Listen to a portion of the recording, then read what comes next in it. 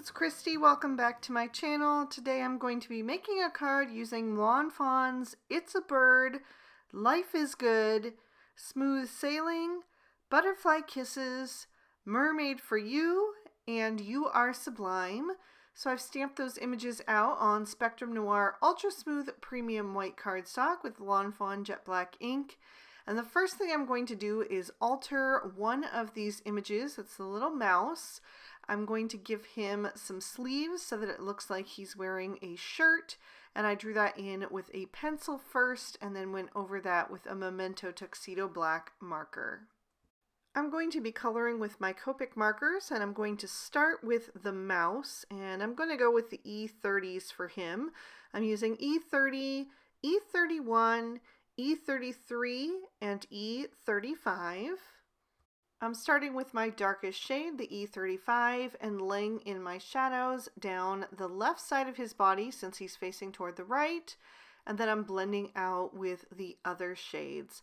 And this card is actually inspired by a book that I recently read. It's a children's picture book called The Littlest Lighthouse Keeper by Heidi Howarth. And it is about a little mouse who lives in a lighthouse and all of his little adventures that he gets up to. And I was actually checking out books on lighthouses, doing some research for a book that I want to write, and I saw this book come up and I thought the illustrations on the cover were so cute. So I added it to my list and checked it out and read it, and it was just really darling. And so I decided to create this entire card kind of inspired by that book. So inspiration truly is everywhere. So now I'm adding some light creamy shades to his shirt and also to the sails on my sailboat using E50. I'm going to be adding a design to his shirt, but I wanted to have like an under layer of this creamy white tone. On the sails, because that is a larger area, I'm going to smooth out the edge of the E50 with the colorless blender so that that can fade into the white. And then I decided that I just needed a little bit more contrast, so I brought in E51 and added a bit of extra shadow with that.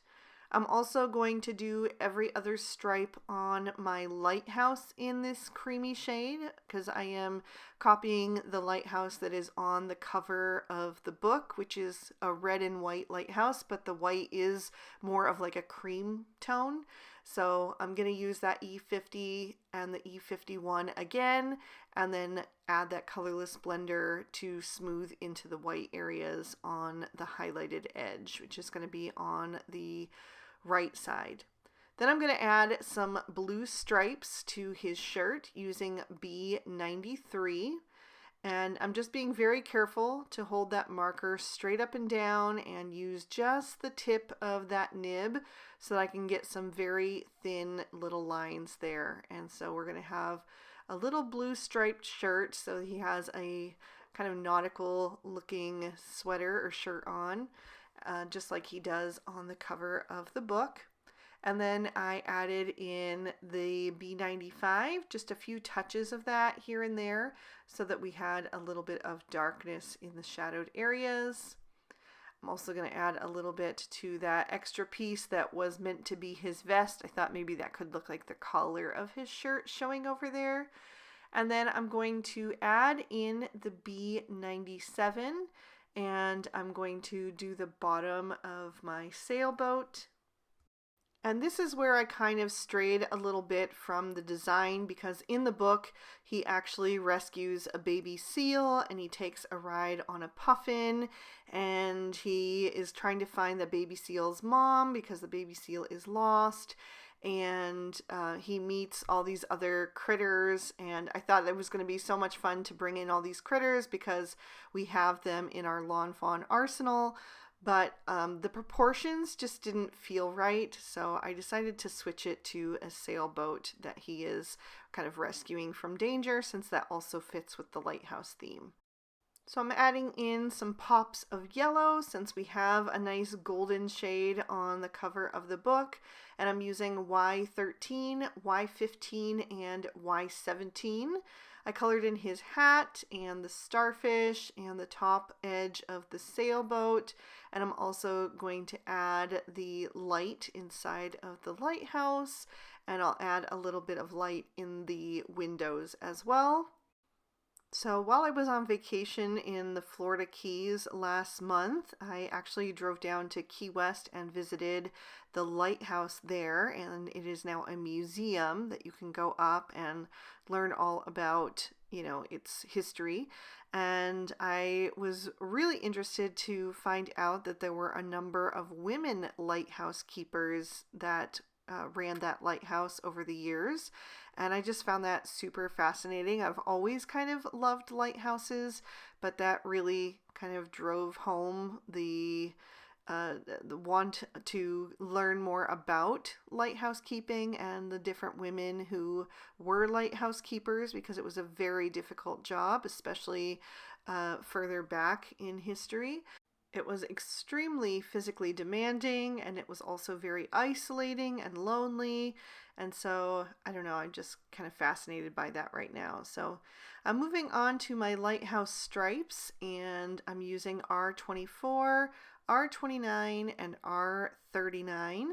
I'm adding my shadows over on the left-hand side, and then the right-hand side is going to be where my highlights are. So I used the R39 first, blended out with the R29, and then filled in with the R24. And then once I'm done with that, I'm also going to add a little red flag to the top of my sailboat. That way we can tie that pop of color in somewhere else on the card. Next, I'm going to switch to some lighter pinks. I'm going to use R20 and R22 to give my little mouse some rosy cheeks. I'll color in his nose and the inside of his ear. And I'll also add some rosy cheeks to my birds while I've got these colors out. You can do the rosy cheeks before or after. I typically do it after, but especially if the birds are going to be a lighter shade, it really doesn't matter. And then I'm going to use BG10 and BG11 for my glass. I'll do that for the glass in the binoculars and also on the lighthouse itself. I added a little bit of that to the windows so that they can look like they've got some glass in them. And then I'll also add a bit of shading to my clouds, just tracing the upper edges of those with that BG11 first. And then I'll switch to the BG10 and just blend everything out really quick and easy. And then add that to my clouds as well. And I did that a little bit on the thicker side, so I am going to grab my colorless blender and just kind of go over the inside edge of that and kind of soften it so that it fades a little bit better into the rest of the white cardstock, so that my clouds still look nice and bright white. Then I'm going to move on to my black tones. I am going to use T3, T5, and T7, and I will do the door of my lighthouse, and I'm going to do the pole of the sailboat, the mast, and I'll do the binoculars. I'm just doing a couple things at a time. Adding that T7 first, blending out with the T5, and then adding in the T3. So I'll do the binoculars like I said, just adding just a sliver of each of those shades in there so we can still get a nice highlight. And then I'll use these for the rocks. I'm going to add that T7 in first and kind of follow the artist drawn lines in there. Sometimes I add a little bit of extra lines by myself just to give that rock some shape and texture and some little striations in it. And then I'll blend over the edge of that with the T5, just pulling that color in toward the center of the rock. And do the same with the small one. And then I'll finish with the T3, just filling everything in. And I think those really kind of resemble the rocks that you see along the ocean cliffs sometimes. So that was a good tone for that. Then I added in T1, and I'm going to do my birds starting with the T5, and then I'll blend out with the T3.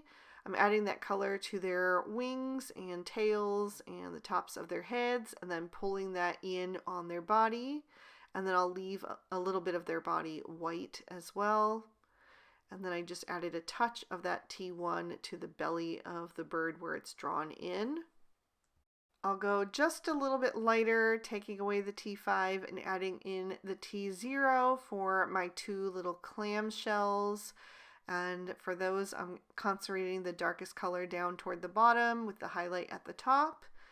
And then I'll switch to my grass tones, which is going to be G21, G24, and G28. I'm going to start with that G28 and just add a few little flicks in there from the bottom. I'll do that for the larger grasses as well. And then I'll use the G24 and just pull that up toward the tips a little bit further, still saving some room for the highlight, which is going to be the G21, and I'll fill in any remaining white space with that. The other two plants I'm going to use the same colors on, but I'm going to color them a bit differently. Starting with the G21, I'm just filling them in solid. And then I'll come in with the darkest shade, the G28, and add just a teeny touch of that to the base of each leaf. So that has like a nice little dark center. And then once I am done with that, I'll go in with my G24 and blend that out just slightly. Just gives it a little bit of a different look, which I think is nice since it's a different plant. And then I'm going to trim all of these images out with their matching dies. For my background, I'm going to start with a panel of Bristol smooth surface cardstock, and I am going to create a sky background using the Lawn Fawn Cloudy Stencil and some Salvage Patina Distress Oxide ink.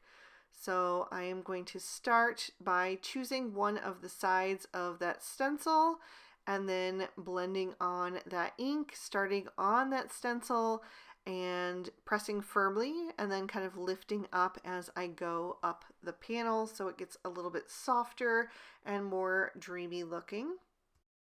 And then I just turn that stencil to find a different cloud formation and work my way across again.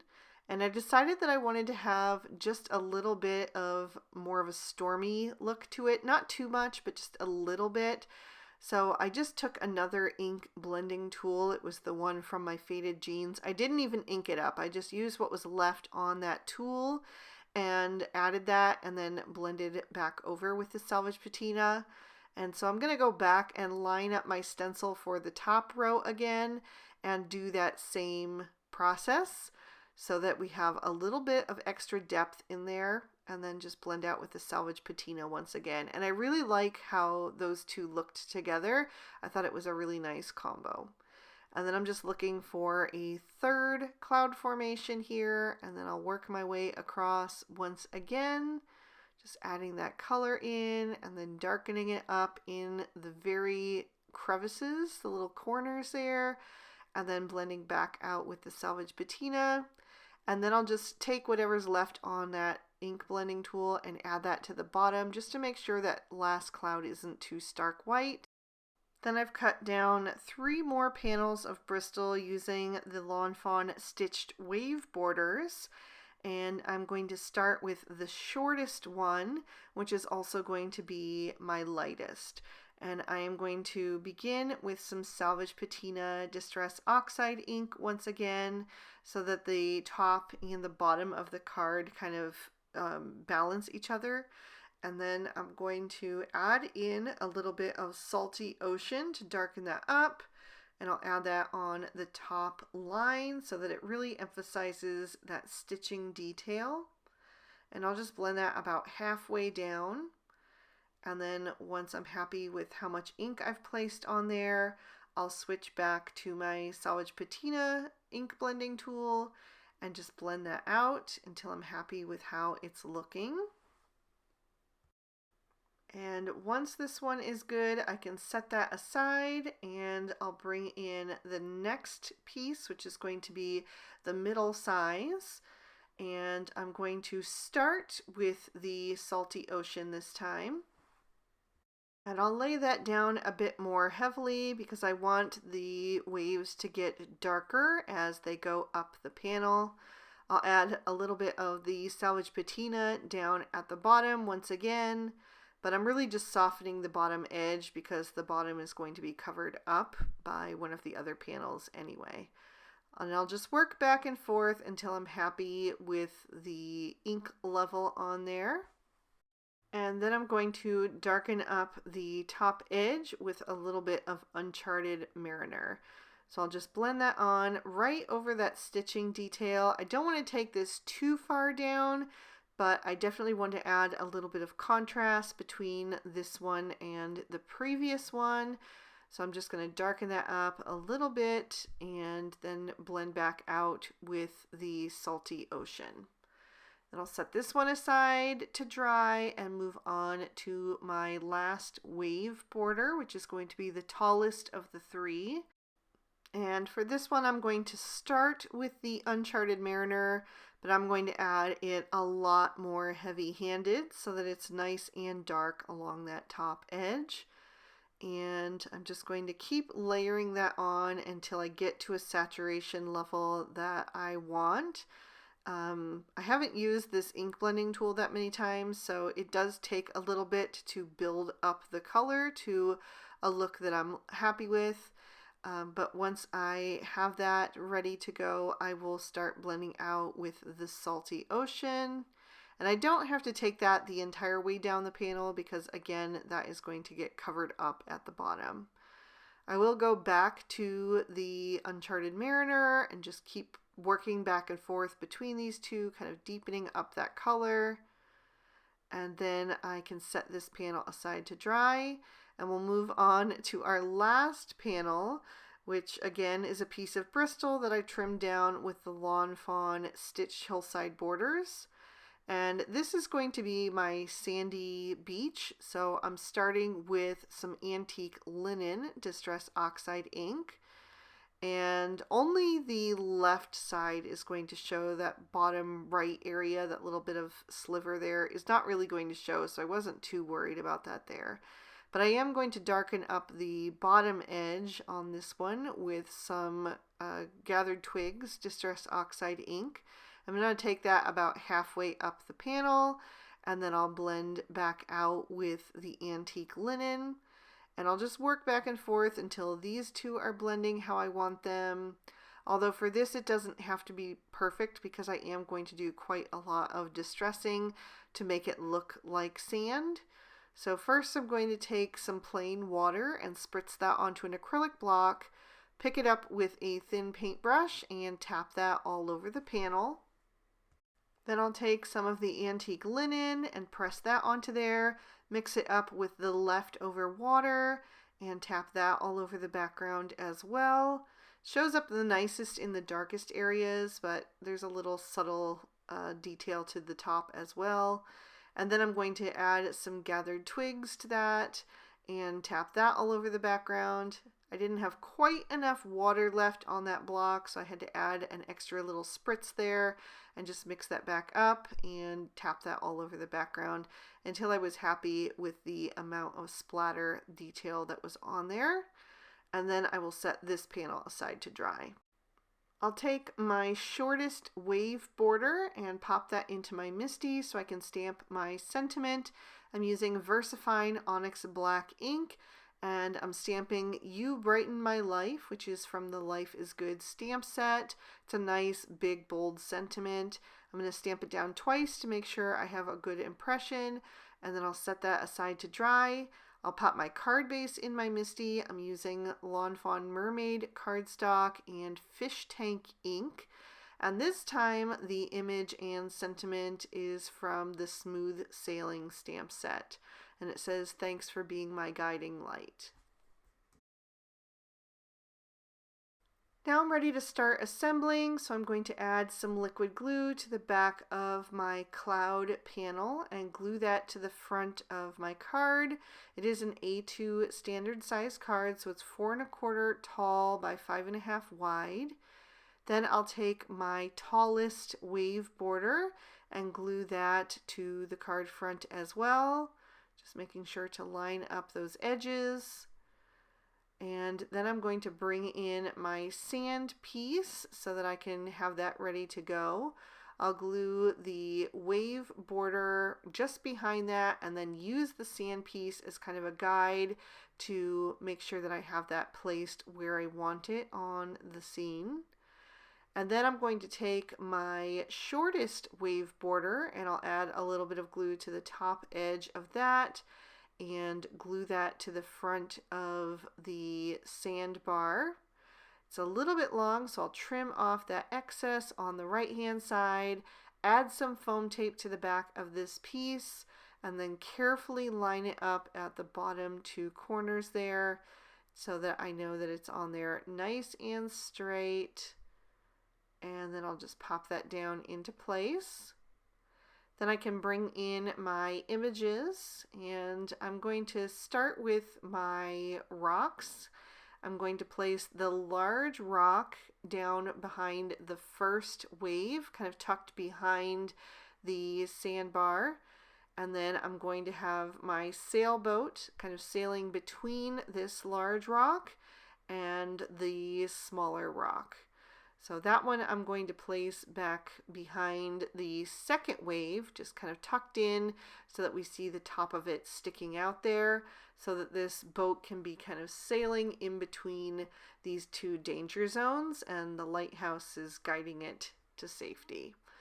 So we'll have the small rock back behind the second wave and then the large rock behind the first wave and the sailboat in between the 2. And I kind of put it at a little bit of an angle to make it look like it was kind of rocking on the waves.